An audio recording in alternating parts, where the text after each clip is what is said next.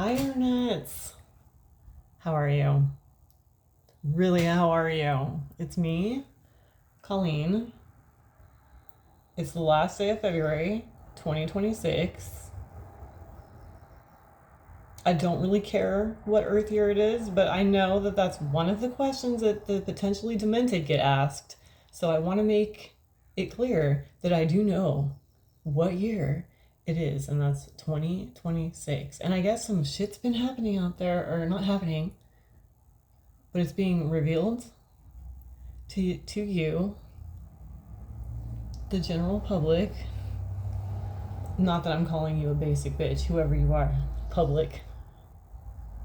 If you're watching this, you couldn't possibly be anything but as majestic as me, right? But anyway, recently, I guess it's been coming out that celebrities, you know, Hollywood stars and the government and, world rulers and stuff like that, Billy Bitch Gates and the Clintons, stuff like that. People like that, um, are eating babies and fucking babies and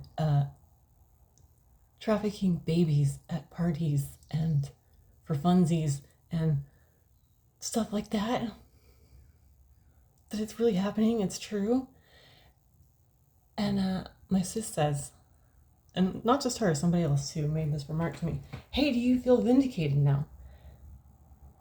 And I said, what? She goes, yeah, do you feel vindicated? Because it's come out that, this is going on. Do you know how you and your QAnon buddies were ranting like lunatics about it in 2020?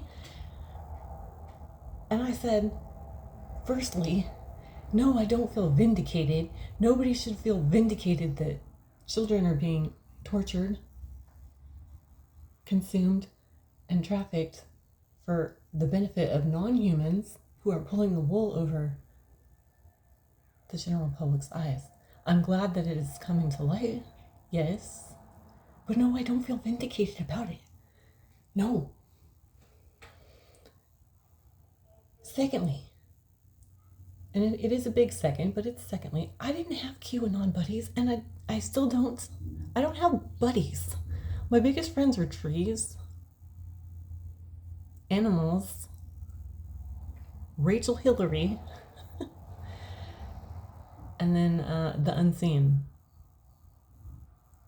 and nature, the earth. Unseen as in, number one, God, his angels, the Fae,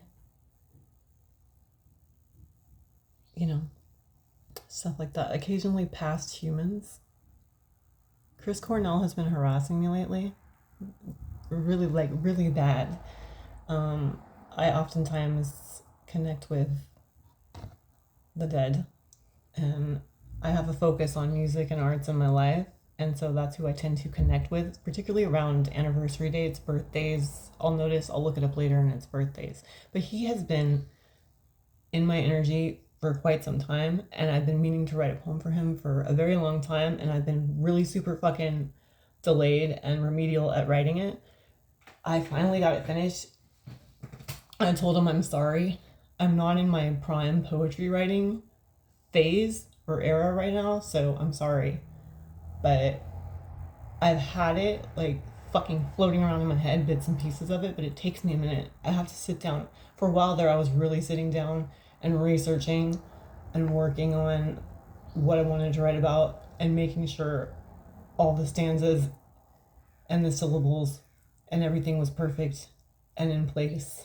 But I ain't got the fucking motivation for that anymore, so, you're welcome, Chris Cornell. I finally got it out. The point is, he didn't kill himself. And he's insulted that you would think that. Kurt Cobain didn't kill himself either, but I don't think he's as insulted. He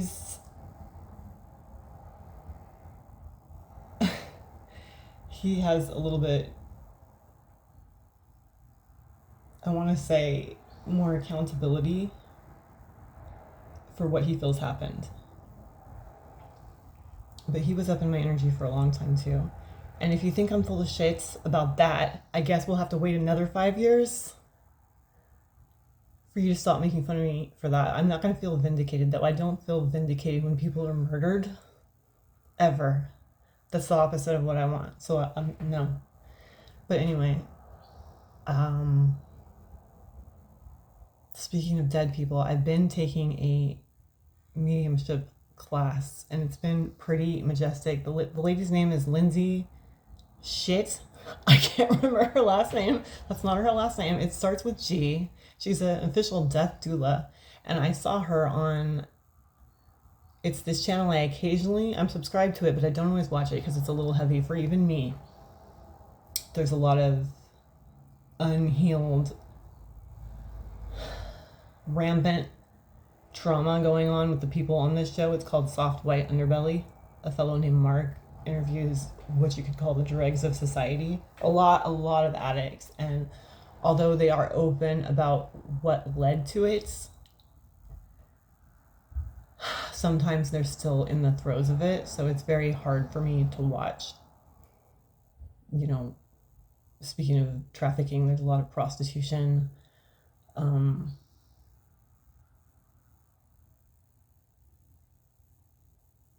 stuff like that. Sex work, just unhealed trauma that continues to build on itself, and it's really hard to listen to and watch. But anyway, one of the ones that did come up for me was this lady, Lindsay.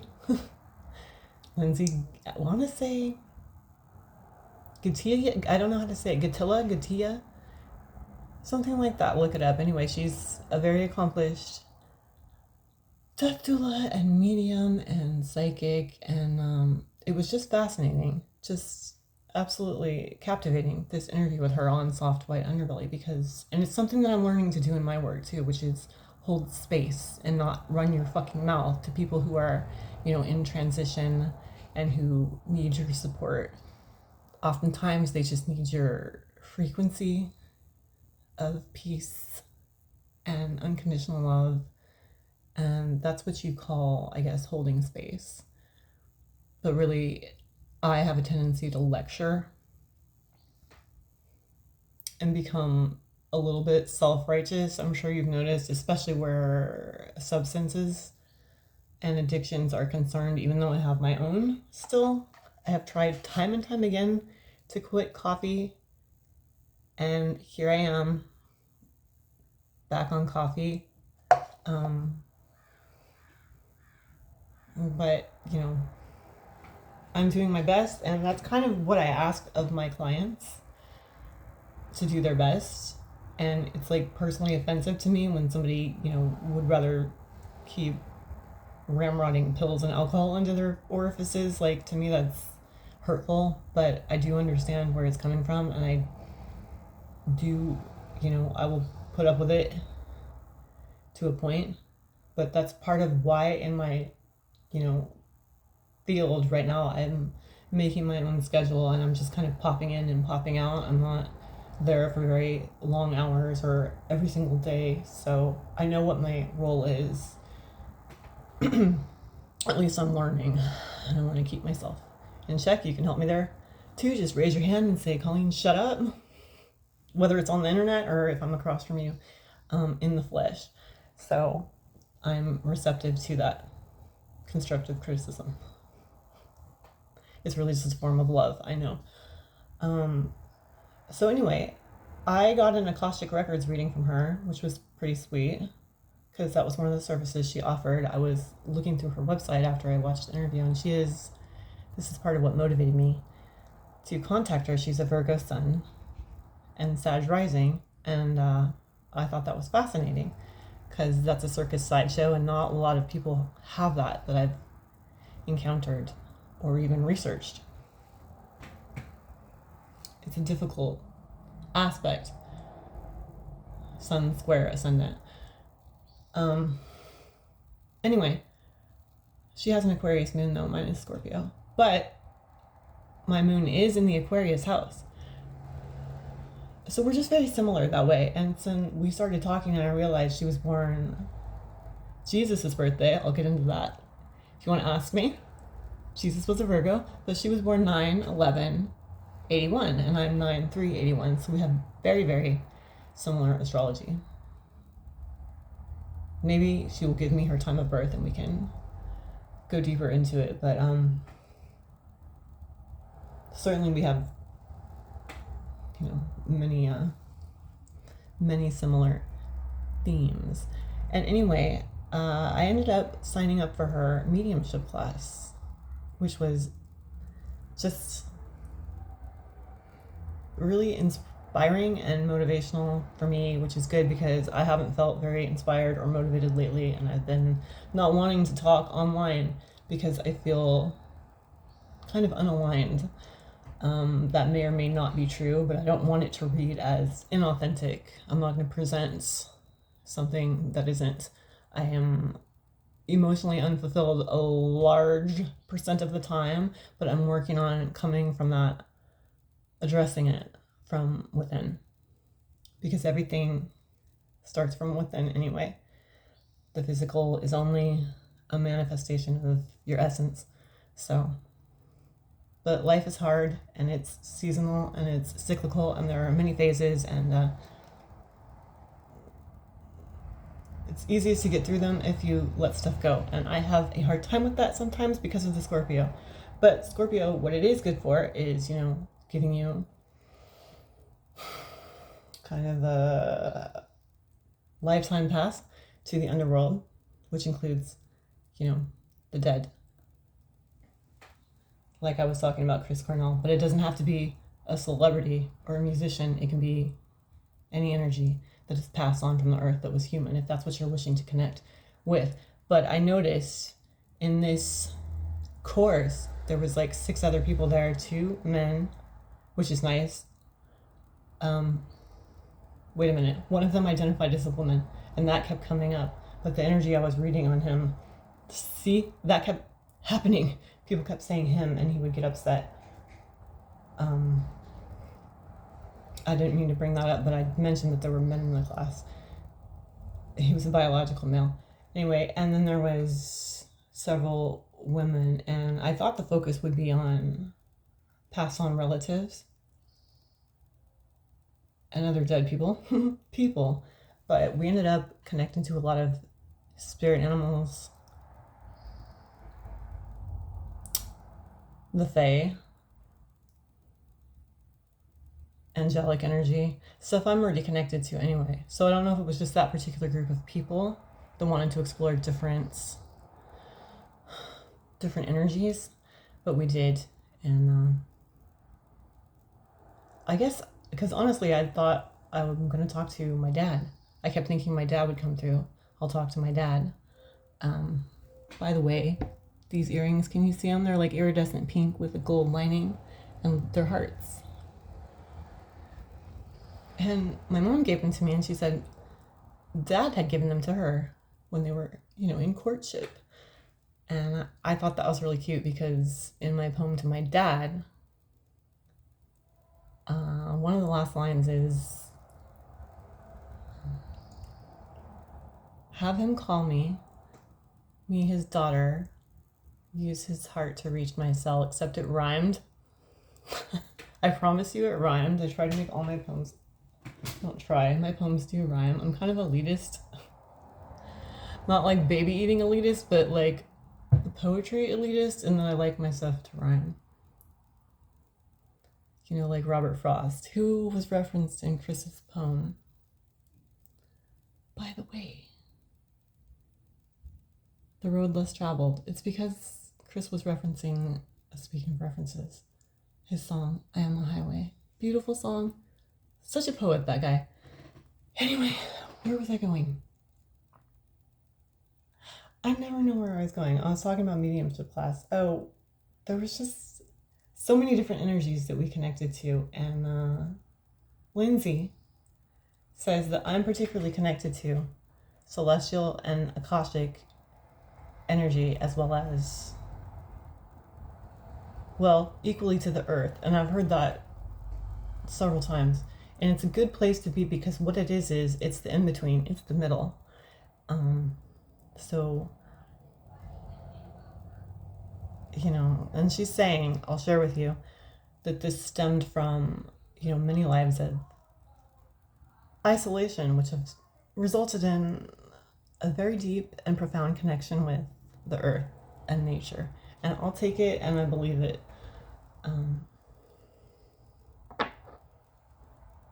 This is rose quartz, and that's amethyst, and they go together because I got them together at the store. They're not isolated, but neither am I, neither are you. We're all actually connected.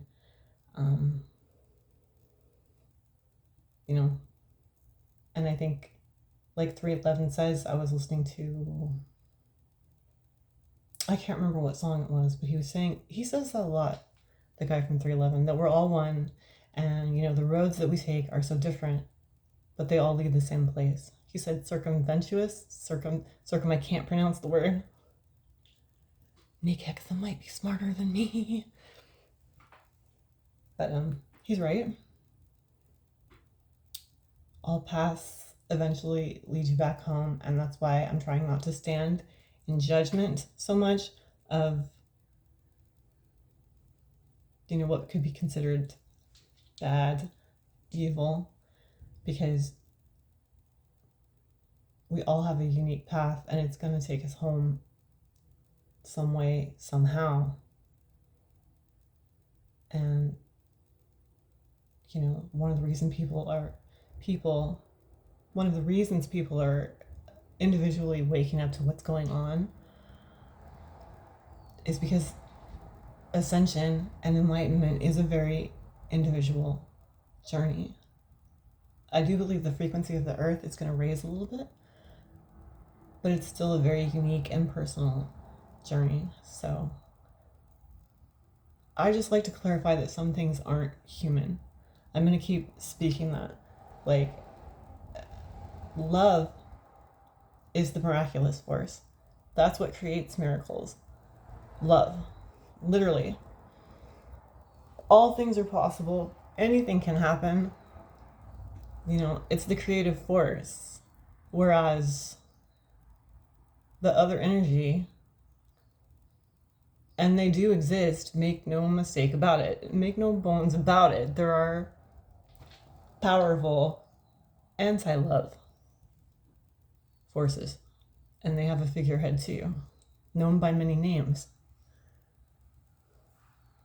It has a figurehead. And I don't align with that in this life. I hope I haven't done it in others, but I feel like I have. And that's what I'm saying about the journey being unique and individual, and we should have compassion and forgiveness for each other, but also recognize, what's human and what's not. Like, what has the capacity to have compassion for you as a human, and what is just stealing it from you via fear. So, love and fear, just look at it that way. Not that I'm telling you what to do. So, I'm going to have some more coffee because technically it's still morning. I just heard that I'm Not an Addict song in my head. Do you remember it from the 90s, K's Choice? Beautiful song. So beautiful. I'm not playing any music today. I have the windows open, and there's so many birds out there. I got a new bird feeder.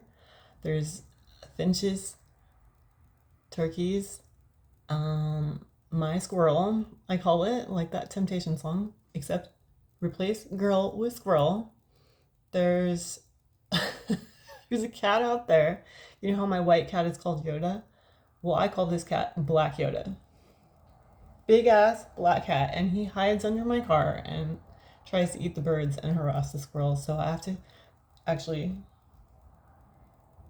make it a point to only feed everybody when I'm there and can watch them. And I suggest that too for you, unless you want a big ass cat to eat your birds, because it was very devastating. I think he got one, and all the little feathers were all over my yard, and I'm still very upset about it, but I'm more mindful now. Anyway, it's a beautiful day. It's sunny. The skies have been, I was telling Rachel, very textured and beautiful lately. They look a bit like the sea, It's like everything is the ocean, right? I love you. I hope you have a beautiful rest of the day, whatever time it is, and I'll see you soon. Bye.